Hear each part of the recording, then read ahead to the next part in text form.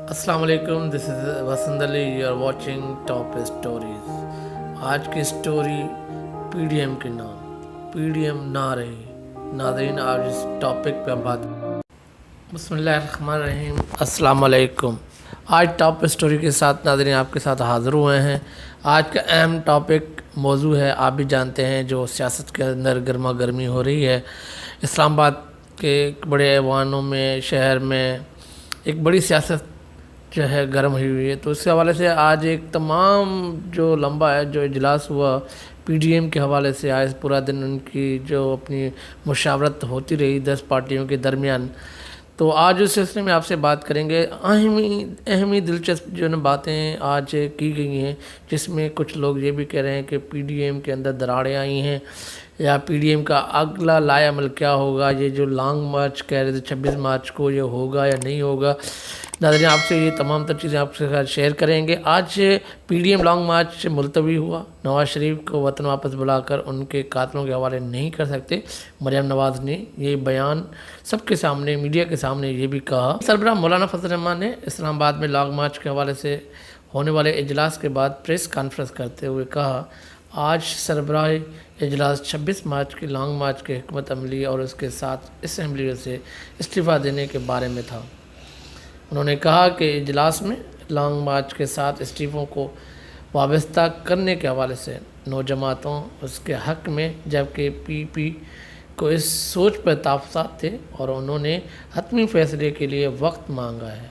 हम अपनी पार्टी के सेंट्रल एग्जीक्यूटिव कमेटी से रुजू करेंगे, पीडीएम को आगाह करेंगे, लिहाजा 26 मार्च का लॉन्ग मार्च पीपल्स पार्टी के जवाब तक मुलतवी तस्वर किया जाए। ये मौलाना फजल रहमान के आखिरी अल्फाज है। उसके बाद से वो कॉन्फ्रेंस में नहीं रुके और वो चलते बने। उसके बाद मोहतरमा ने मरियम नवाज़ ने आवाज़ भी दी कि सवाल ले लें, मगर उसने एक नहीं सुनी। उनको ये एहसास हो चुका था कि ये पार्टियां सिर्फ अपने मफादात के लिए कर सकते हैं, क्योंकि इनका कोई एजेंडा है नहीं। पीडीएम का कोई एजेंडा नहीं है सिवाय अपने जो इनके मसले मसाइल हैं, इनके जो केसेस हैं, एक दूसरे के ऊपर जो है ये भरोसा भी नहीं करते। क्योंकि ये अगर जब पार्टी के अंदर एक एजेंडा होता है ना, कि आवाम का एजेंडा है, कभी ये लोग नहीं कहते कि ये चीज़ महंगी हम इसके लिए निकलें। ये कहते हैं कि हमारे साथ सियासी पॉलिटिकल विक्टिमाइजेशन हो रही है। तो ये तमाम तर चीज़ें हैं जो पीडीएम के अंदर दरारें पैदा हो चुकी हैं। पहले मोहतरमा मरियम नवाज़ ने कहा कि हमारे कोई पीडीएम में ऐसे तहफ़्फ़ुज़ात नहीं है, मगर आज वाज़ेह हो गया। इनके जो जरदारी ने ये भी बात कही कि अगर उनको आना है तो हम बिल्कुल इस्तीफ़ा देंगे। नवाज़ शरीफ को वतन आना चाहिए और उसके लिए हम निकलेंगे भी। अगर जेल काटनी है तो हम मिल के जेल काटेंगे, मगर ये नहीं हो सकता कि आप बाहर बैठे हों और हम यहाँ पे इस्तीफ़ा दे दें। अब ये सिंध हुकूमत के लिए बड़ा ही मुश्किल है कि वो अपनी असम्बलियाँ से इस्तीफ़ा दे दें ताकि इमरान खान खुले खेले ना। तो ये तमाम तर चीज़ें अहम हैं। उससे मौके पर साबिक सदर और पीपल्स पार्टी के शरीक चेयरमैन नासिर जरदारी की जानिब से नवाज शरीफ की वतन वापसी आने के मुतालबे पर पूछे गए एक सवाल पर मुस्लिम लीग नून के रहनुमा मरियम नवाज़ ने मीडिया से बात करते हुए कहा, उन्होंने ऐसी कोई बात नहीं की, बल्कि उनका कहना था कि बाकी लोग भी वापस आएँ और मिलकर जिदोजहद करते हैं। तो सवाल ये तो समझने की ये बात है, मतलब जो डायरेक्ट नहीं कह सका, इनडायरेक्ट उन लोगों ने कहा कि इनको वापस आना चाहिए मुल्क के अंदर और उनको स्ट्रगल करनी चाहिए। उन्होंने मज़ीद कहा था कि नवाज शरीफ को मिलकर वापस लाना उनकी ज़िंदगी को ख़तरा होगा। उन्हें वापस बुलाना उनकी ज़िंदगी को इन कातलों के हवाले करना होगा। नवाज शरीफ की जिदोजहद और कुर्बानियाँ किससे ढकी छुपी हैं।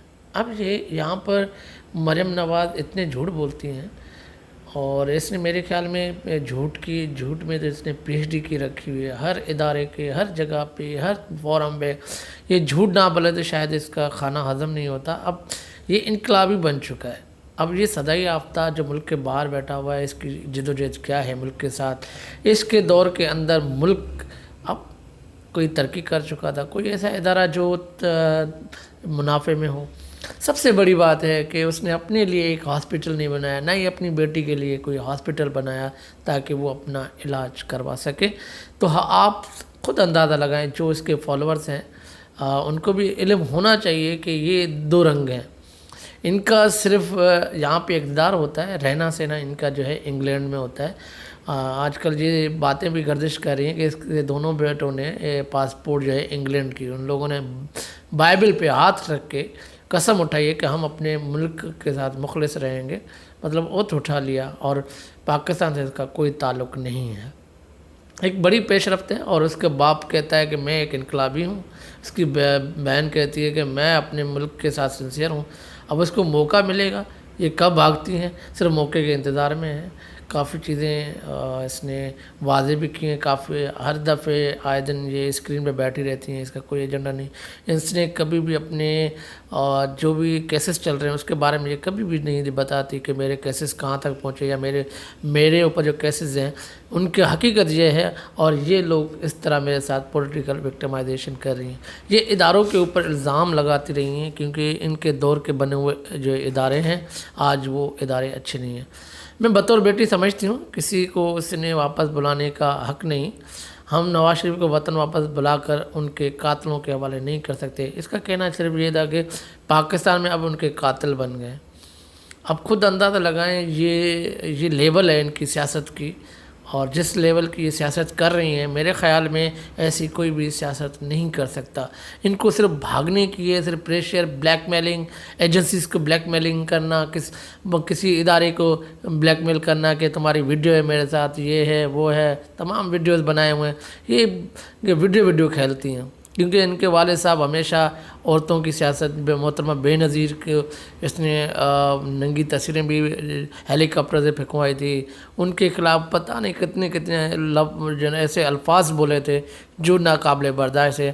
مگر ہمیں بھی افسوس ہوتا ہے کہ آج پیپلز پارٹی نے اس سے جو اس نے کیا تھا آج اس سے سود سمیت بدلہ لے لیا. اب ان کو سوچنا چاہیے کہ زرداری کس طرح کھیلتے ہیں. اس نے زرداری نے تو اس کے ساتھ ایسا گیم کھیلا ہے کہ پیپلز پارٹی زندہ باد کے بھی نعرے لگائے، اور دوسری بات یہ ہے کہ ان کو محترمہ کی اور ذوالفقار بھٹو کے مزار پہ بھی ان کو وہاں پر جو ہے بلایا.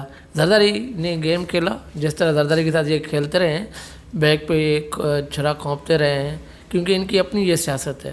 ان لوگوں نے ملک کے ساتھ جو کیا ہے وہ انتہائی ناقابل برداشت ہے عام آدمی کے لیے. ان لوگوں نے کک بیکس لیے، پیسہ بنایا. آپ ان سے سوال کریں تو ہم خاندانی جو ہے رئیس ہیں. اب ان کے والد صاحب کی بھی ہسٹری ہے. تو پی ڈی ایم میں اختلافات پر پوچھے گئے سوال پر ان کا کہنا تھا کہ پی ڈی ایم آپ کے سامنے کھڑی ہیں اور حکومت ختم ہوگی، عملاً ایک دوسرے کے ساتھ کھڑے ہیں، ایک دوسرے کے ساتھ تعاون بھی کریں گے. اب یہ تو صاف ظاہر اس کے چہرے سے بھی نظر آ رہا تھا، جس طرح انہیں سوالات کیے گئے صحافیوں نے، تو صحافیوں کو بھی علم ہو چکا تھا. تو ان کا چہرہ دیکھنے کا تھا کہ ان کو ہوا کیا ہے، اور ان کا جو ہوش تھے وہ یہاں پر نہیں تھے، ہوش خطا ہو چکے تھے محترمہ کے. اور آپ یوسف رضا گیلانی کا چہرہ بھی دیکھیں، ان کا بھی اترا ہوا ہے. ان کو علم ہو چکا ہے کہ ہماری قیادت کبھی بھی استعفیٰ نہیں دے گی، تو وہ بس ایک ساتھ دینا. آپ دیکھیں بلاول بھٹو، وہ بھی نہیں ہے ان کے ساتھ. اب ان کے ساتھ وہ لیڈرشپ ہے ہی نہیں جو فیصلہ لے چکے ہیں. اب مولانا فضل الرحمان ان کے بیچ میں رہتے ہوئے ذلیل خوار ہو چکا ہے. اب مولانا کو احساس ہو چکا ہے کہ یہ لوگ میرے ساتھ یا اپنے ساتھ بھی مخلص نہیں ہیں، تو یہ حکومت کیسے گرائیں گے. اب مولانا صاحب کو غصہ تو آ چکا ہے. اب دیکھتے ہیں ان کا نیکسٹ لائے عمل کیا ہوگا. اور مولانا کو یہ سبق سیکھنا چاہیے ان لوگوں نے سے، کیونکہ یہ تقریباً 70 سال سے یہی سیاست کر رہے ہیں. ان کے جب ان کے بڑے تھے، اب ان کے بچے آ گئے ہیں.